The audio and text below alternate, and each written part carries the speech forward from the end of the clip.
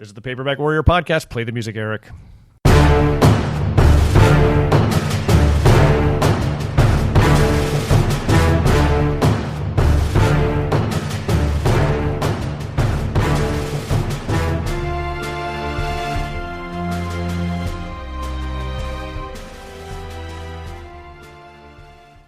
All right, we're back with another exciting episode of the Paperback Warrior Podcast.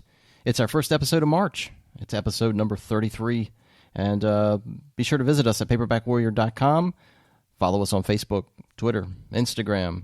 Tom, go. All right, well, I haven't really... we were talking about shopping trips before we went in the air, and I thought we might as well save this for the air. I haven't really been on any good book shopping trips. I made some random eBay purchases lately.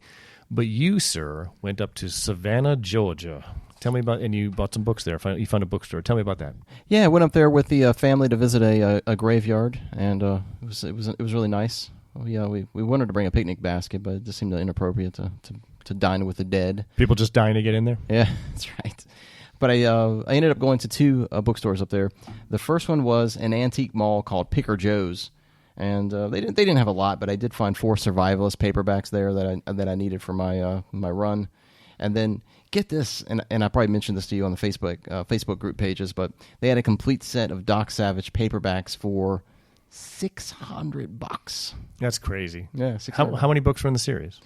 I don't know. It was like 156, 160, something like That's that. right. I think we did the math. It came down. It came down to $5 or $6 a book. Yeah, which is too much. Yeah, it did have some of those doubles that are kind of hard to find, but still, it's... And those very nice James Bama covers and all that, but who needs that much Doc Savage in one sitting? If you're a Doc Savage fan, you probably have plenty of them by now. Yeah, I would say. I mean, they're not that scarce. No.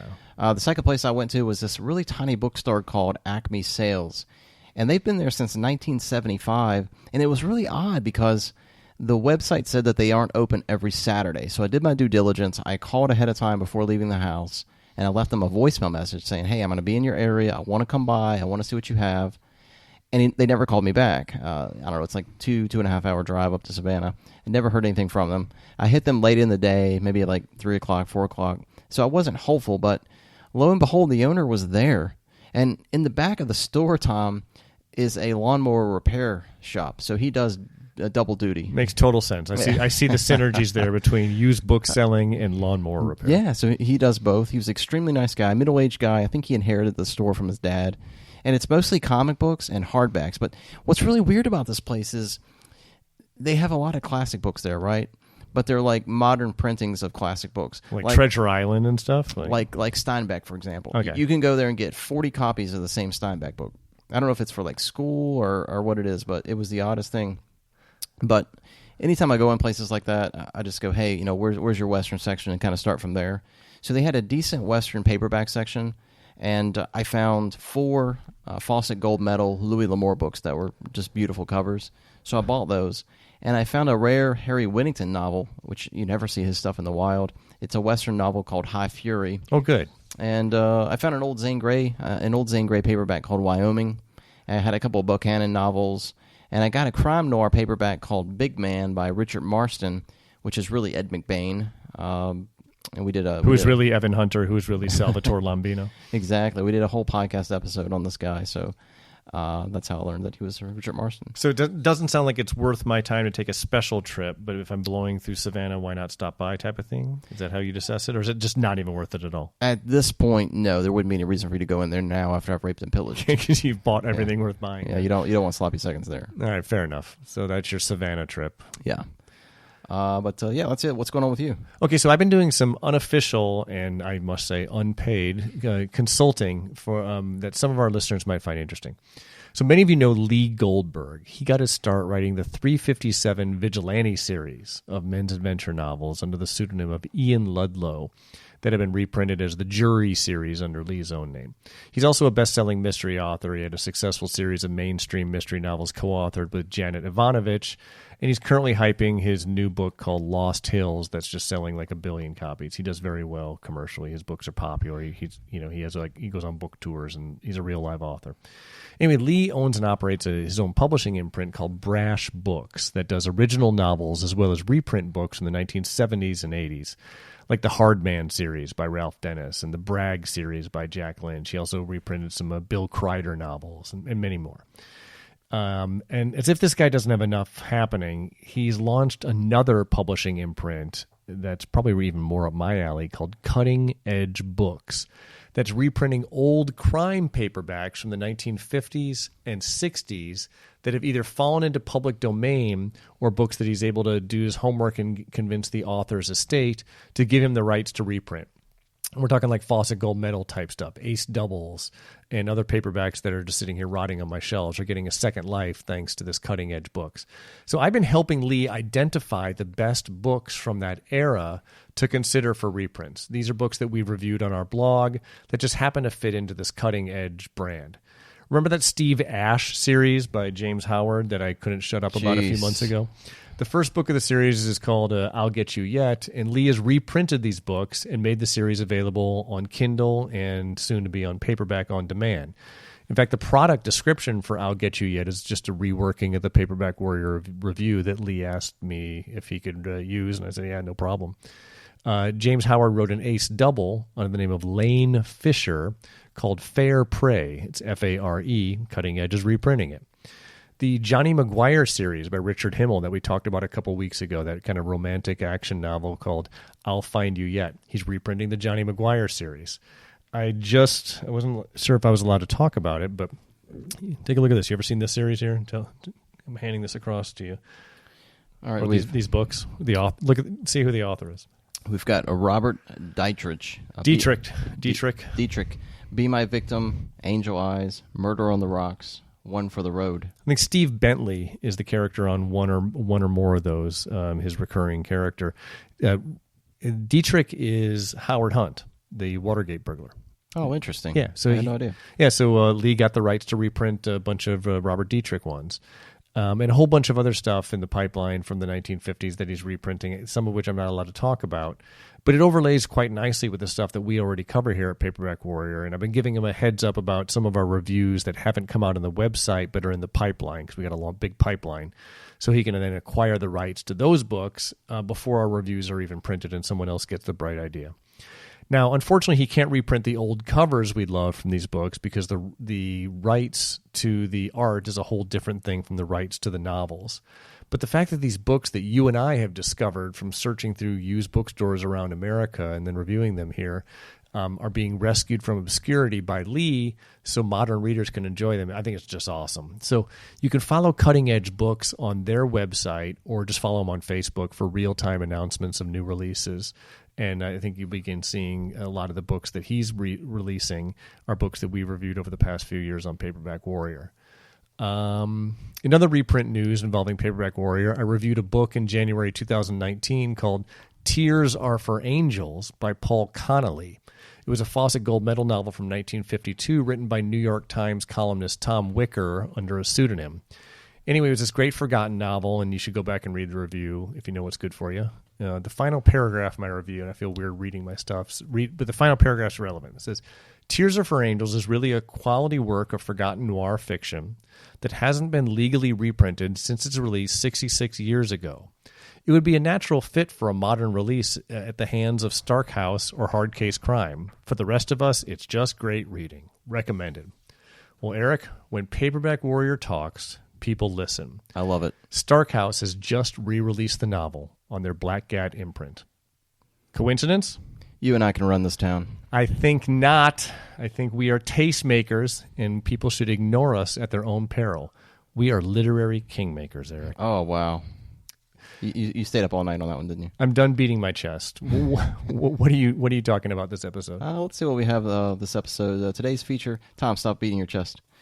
Today's feature is on Frank Kane. And we're focusing primarily on his Johnny-Liddel mystery series. What do you have in store? I'm going to be reviewing a book called Killing Cousins by Fletcher Flora. All right. And I'll finish up the episode with a review of MIA Hunter number 6. MIA Hunter number 7, Saigon Slaughter. Right on. Yeah. Tell me about Frank Kane. Yeah, let's get into it. All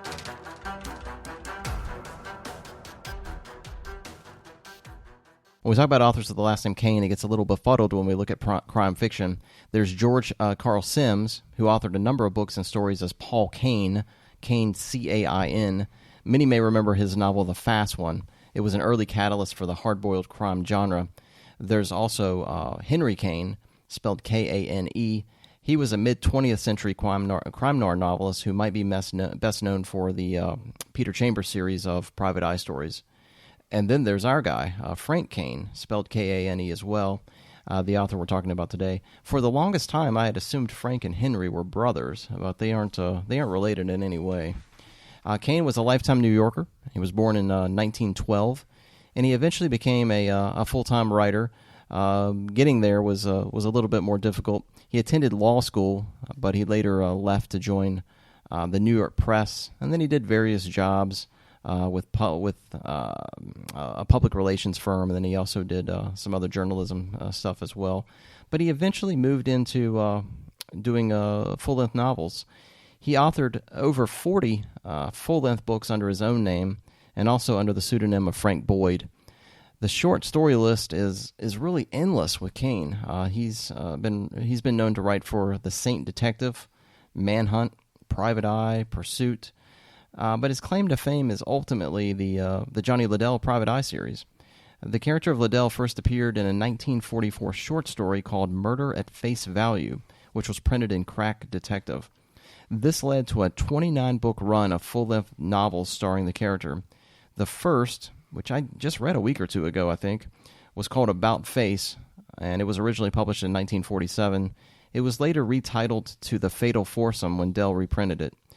The first three books, About Face, Green Light for Death, and Sleigh Ride, have Liddell working as a private investigator for a New York City company called Acme. But by 1951's fourth novel, Bulletproof, Liddell's running his own business free from any agency restraints or restrictions. His office is in New York City, and he has this sort of a poofy red-headed secretary named Pink. It's hinted in Bulletproof that the two of them kind of mess around a little bit, but it's obvious that she becomes really jealous when he takes on female clients. And speaking of redheads, Liddell also has a girlfriend on the side named Muggsy Keeley, and she's a reporter. She mostly resides on the West Coast. That's where her profession is, but she'll appear from time to time as a sidekick. And I think this is similar to the Lucy Hamilton role in the Mike Shane stories. Kane often credits his brother Vincent for helping him with his book research. Vincent was a police officer for the NYPD, and Kane would often talk with him about procedures and case ideas. It kind of reminds me of the way Ed McBain went about with researching his police procedural novels. Now, Tom, I read the debut novel About Face, and I thought it was good, but it wasn't terribly remarkable. But by the time I read the fourth installment, Bulletproof, I was really invested in the character, and I thought it was really, really good. I thought it was far superior novel than the first one, and it seemed to add a bit more gritty realism to the character. It seemed like it was just a lot more violent book. If you've had some experience with these books, right? Yeah, see, I've always found Johnny-Liddel to be a rather generic private eye character, which is also my problem with Mike Shane or Henry Kay's Peter Chambers series. There's nothing wrong with these books, but there's just not much to separate them from the pack of private eyes that were trying to knock off Mickey Spillane's Mike Hammer in the same era.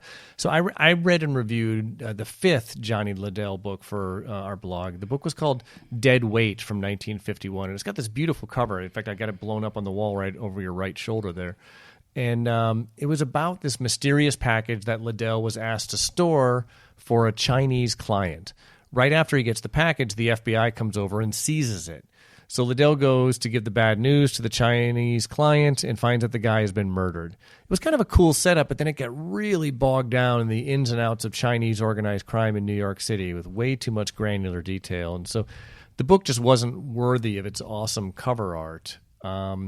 So I didn't love it, and I've read a couple other Liddell books, or maybe even started some but not finished them over the years, and it hasn't grabbed me. So I'm glad you found the one that's supposed to be great, and I hope you continue with the series because I'd love for you to identify other ones which are really good. Right.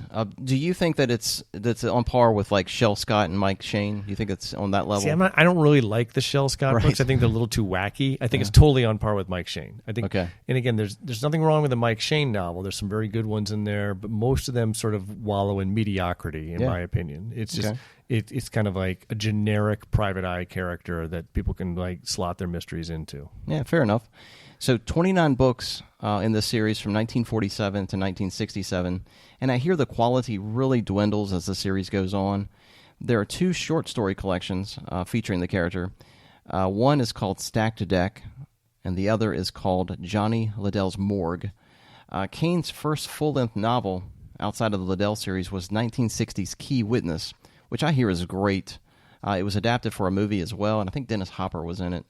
In terms of the non-Liddell novels, I hear that Syndicate Girl is really, really good. And I read Liz last year, and I really enjoyed it. In fact, Starkhouse Press put that out with Syndicate Girl as a double, and it's pretty affordable. Kane also became a script writer for radio. He wrote episodes for The Shadow, The Fat Man, Gangbusters, Counter Spy. There were this was interesting. I was reading this the other day when I was kind of researching for this episode. So there were negotiations between Kane and CBS to launch a Johnny Liddell TV series, but Kane ended up working with CBS on Mickey Spillane's Mike Hammer television show. So they never really got the Johnny Liddell off the ground, but he ended up working for CBS in some fashion.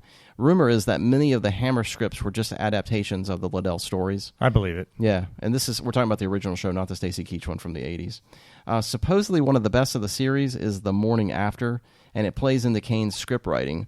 In the book, he's investigating the murder of a television star named Dirk Messner, and Messner's work was playing a TV detective, so Liddell gets into Hollywood's underbelly to find the killer. Stephen Merch often cites that one as his favorite. You can get several of these novels electronically. I think Armchair Fiction has a double containing The Morning After and The Confession. There could be some publishers out there that are probably pirating these things, isn't there? Who knows? What's public domain, what they get permission from the estate to do, who owns what, is so confusing to me. And at some point, I want to just sort of gain a better understanding of it. But I'm not the book police. If somebody wants to pirate a book and put it out there, I'll let Amazon fight that out with them. I'm just going to buy it. Typically, I can tell if it is because it'll have McGinnis's original art on it. You know that they didn't get credit for. They didn't get the permission to run that art. But they're also not in book jail for having done it. Right. So. Yeah, they're not. Yeah, that's all I have on Frank Kane. All right, good. Well, that's Frank Kane. Definitely somebody worth checking out. He's a big name in our type of fiction. So thank you so much for putting that together. Let's jump into our reviews. I think I'll go first. I'm going to review a book called Killing Cousins by Fletcher Flora. So Fletcher Flora lived from 1914 to 1968. He was born in Kansas and served in the U.S. Army during World War II. As an aside, isn't that interesting how many of these authors that we like are World War II veterans? Yeah. It's like they just came back from the war and had stories to tell. Yeah. After the war, Frederick Flora became a mystery writer while continuing to serve as an education advisor to the Army. So his novels are always packaged with like the promise of a lot of sex in the novels, always front and center in the marketing. But his stories were never as graphic as the tawdry covers would ever promise, and I think that's the case here with Killing Cousins. It was first published in 1960 as a hardcover, and then reprinted in 1961 as an ace double. And it's been reprinted several times since then. It's actually currently available as both an ebook and an audiobook. A woman named Willie, I'm assuming that's short for Wilhelmina, but we'll just call her Willie. She's married to Howard, but she's also the town slut in their affluent suburb of Kansas City. It seems that a sizable number of the men in town, certainly at their country club, have taken their turn having sex with Willie over the years. And on some level, her husband Howard knows this is happening, and he chooses to look the other way like a good cuckold would. All this changes when Howard catches his wife, Willie, servicing his brainy cousin, Quincy. Willie's infidelity with a family member is just a bridge too far, and Howard packs his bags to leave Willie once and for all. This leads to an altercation where Willie shoots Howard dead with a pistol in their home. No real spoilers here. The early novel killing is actually disclosed to the readers on the very first page of the book. But that's just the novel setup. The heart of the story is how Willie deals with the dead body of her husband lying in her bedroom. And it's just interesting, like in crime fiction, the dead bodies that pile up are just kind of taken for granted. This one, the dead body like rotting in her living room becomes like the major focus of the story. And what do you actually do to get away with murder when you kill somebody like this? And what she does, and I'm not going to give anything away, is she enlists the help of this lover, Quincy, to manage the disposal of his cousin's corpse while they plan this elaborate cover-up together. It was a very breezy and kind of darkly humorous novel. It reminded me of a very good episode of Alfred Hitchcock Presents. This tonal choice makes a lot of sense because Flora sold dozens and dozens of stories to Hitchcock's Mystery Magazine and the anthologies through his writing career. The focus is not on the horror of Willie's infidelities and husband killing, but rather how she and Quincy navigate the suburban norms and niceties in their attempt to get away with this murder.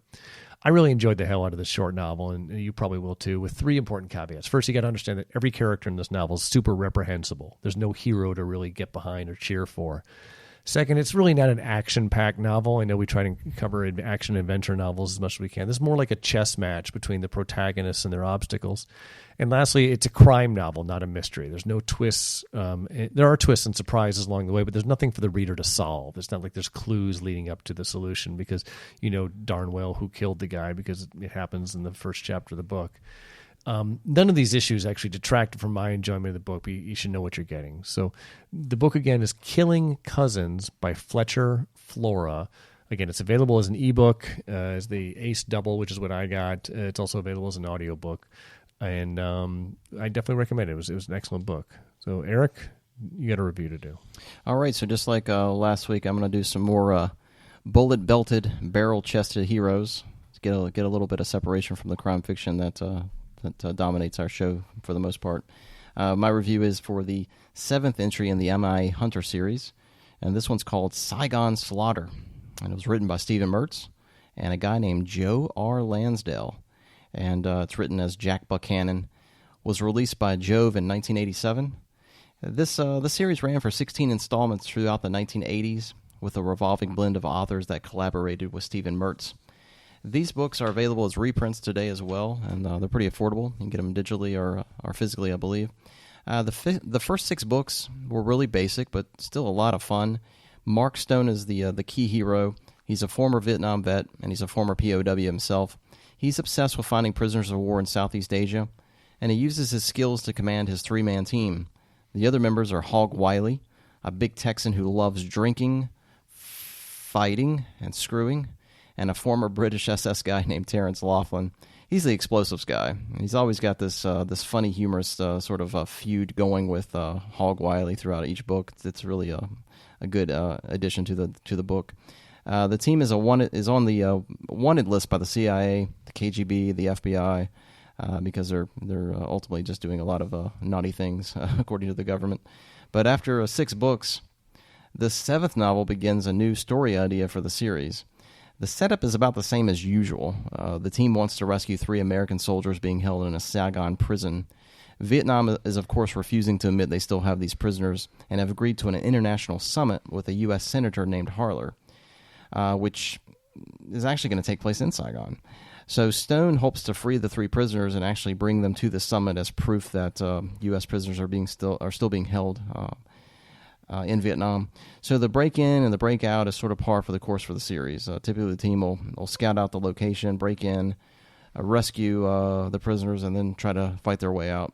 But on page 43, a new idea surfaces. I thought this was really cool. So on this page, Stone is self-reflecting on his past missions and just what the future has in store for him. He realizes that as the years go on, the chances of actually finding prisoners in the Vietnam War is dwindling. I mean, due to the harsh conditions, their age, it just seems unlikely that he's going to be able to continue finding prisoners.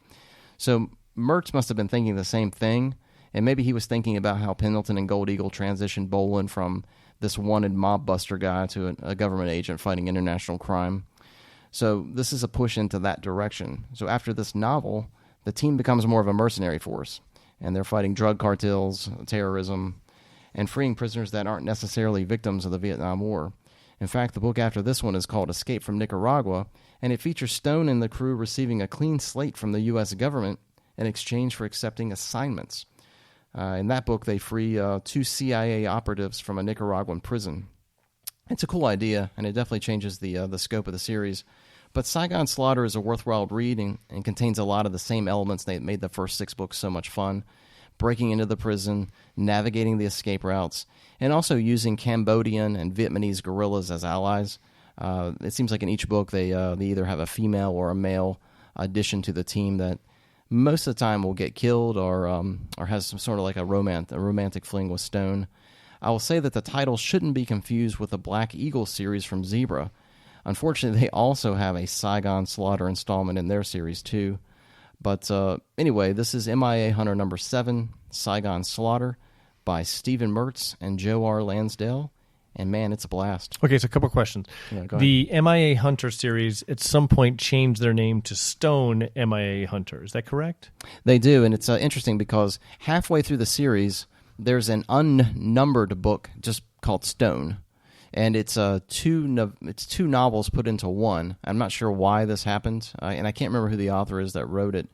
I had asked Mertz a couple times about it, but he doesn't want to elaborate too much on it. I don't know why. But it's unnumbered, so it's just called Stone.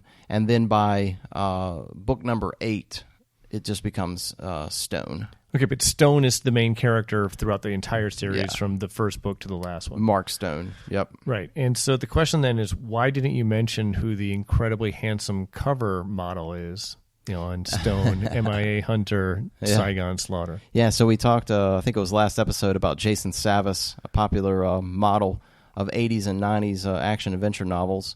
He did like 1,000 book covers, mostly romance, but he's the face on the MIA Hunter books. For the most part, most of them. Interesting. Did you ask him, did he read these books? He must have read a little bit of them because he wanted to write his own book. He's got one called The Messenger, which is about a guy who, he's like a bicycle delivery guy, delivering like important documents. Like a bike gets courier. caught up. Yeah, he gets caught up into like a war between, I guess, drug cartel or something. Well, that's fun. So I think he's a fan of the novels. And this series was kind of the book that introduced you to men's action adventure series when you were young, right? Yeah, it's like you go way back with the MIA Hunter books. I read the MIA Hunter books and reviewed them in 6th grade as book reports to earn free pizza at Pizza Hut. It was extra credit work, and I thought Jack Buchanan was a real guy, and I wanted to meet him. And it wasn't until you introduced me to or I think we were talking on the Facebook group page, the Men's Action Adventure Novels of the 20th Century group page, and you're like, oh yeah, Stephen Mertz is a member. I was like, what? Yeah, he's like my the guy who created my books. That's what's so nice. You get to meet your heroes. Yeah, there's so many authors on that group page that you can they're easily approachable, I should say. Yeah, it's an embarrassment of riches for people who are fans of the genre to actually have access to these authors. Yeah, it's great. Good. How are we looking on time? You got about 4 minutes. Oh boy. All right, funny little story. Speaking of meeting your heroes, my Lawrence Block stories. Oh yeah, Lawrence Block is just such a gentleman, and so I did a review of a book that he wrote with Donald Westlake. Oh yeah, Sin Hellcat. Yeah, Sin Hellcat. It was like a sleaze fiction novel. It was actually kind of a crime novel. It was a sleaze fiction novel, and I liked it. To me, it was just sort of an interesting thing that Donald Westlake and Lawrence Block, two like iconic mystery writers, when they were young men just getting started, teamed up together to write the sleaze novel, which was packaged as like a hardcore porn book, but it wasn't a hardcore porn book at all. It was just kind of an interesting crime novel. And they switched off chapters. And I give it a fairly positive review. It's certainly not the best book by either guy individually, but it's kind of neat because you can certainly hear their voices in the writing. And so Lawrence Block read the review and sent me this really nice email because he has reprinted this book under his own publishing label as an ebook and print-on-demand paperback. And so he decided to take a big piece of the of my review and put it into his Amazon write-up. So, neat. Yeah, so when you go to the Amazon write-up for Sin Hellcat, you see like a giant block of it is a quote from the Paperback Warrior review. Wow. Yeah, it was just sort of nice. I mean, I've met him a couple times. We got into a long conversation, 10, 15 years ago at a small bookstore in Winnetka, Illinois, like a mystery bookstore. He was doing a writing and signing there, and he was telling me about his college roommate who was an FBI agent, and it was just the nicest guy in the world. And so, I mean, he has no reason to know who I am other than through Paperback Warrior because we do a lot of coverage of his stuff. But every time we review something, he often retweets it, and I get a private email from him thanking us. Yeah, that's really nice. Yeah, it's cool. It's such a such an interesting world we live in now, where you have access to these authors who have been part of your life for so long. And, I remember in 1986 when I wanted to write to Warren Murphy, I literally sat down and wrote him a handwritten letter, put a stamp on it, and sent it to him. And then, a month later, Warren Murphy was always very generous with his time, wrote back. Yeah. But yeah, just what a world we live in now, where you have access to these guys. Just think, there's sixth graders out there listening to our show on the bus, and someday they're gonna reach out to us. They're gonna be in their 20s. Man, I want to talk to Tom Simon. I think if this was a video game podcast, perhaps. Who knows? Who knows? I'm waiting for this stuff to come in like records did. Vinyl's like red hot. I'm waiting for these vintage novels to. I went to this pulp show in Chicago a couple of years back, the Windy City Pulp and Paper Convention, and they were charging so much money for these pulp magazines. And so I'm just wondering if now when the paperbacks from the 1950s that I have lining my walls here get 20 years from now, when those become as old as these pulps that are commanding top dollar, are they going to be paperback shows that my dumb little copy of I'll Find You by Richard Himmel or The Scarred Man by Basil Heater are going to be able to put my grandkids through college. Yeah, I sure hope so. If it came back that way, I remember collecting records in the '90s, and I had like 600, 700 records, and I was buying them for 25 cents, 50 cents at yard sales. And now, as vinyl got red hot, that stuff goes for $100 a pop. Yeah, it's crazy. It is. So maybe if you just wait long enough, whatever obsession you're into as a hoarder is going to become worth something. Imagine the old Atari video games are probably worth something now, right? Well, let me know when you have a bagging party. I'll come over and help you with all your books. Man, I know. I should probably do that. But I hate plastic bags because it's something that just keeps me from my books, where I want to be able to pick up a book and read the first paragraph, see if it jumps out at me. If it's in a bag, it's become such an operation to do that. But I understand with the heat and humidity here in Florida and all that, I should probably bag my books. Are you going to bag yours? I'm seriously thinking about it now, but the other thing too is you and I don't care about the editions of the book, first, second, third. So I don't even know if I have anything that's worth putting in a bag. I mean, some of these books I have are like eighth pressing. And when someone says, "Oh, this book's worth $50," try getting $50 for that book. You're not going. It's not going to happen. Yeah, we talked about that in our building a book collection episode. Just the idea that these books truly have a monetary value is mostly nonsense. Yeah. They only have a monetary value when I'm buying them. Certainly not when I'm selling them. Right. Yeah, that's the truth. All right, so I guess we're done. All right, that's it. So thank you so much for joining us on the Paperback Warrior podcast. Please check out our blog at paperbackwarrior.com.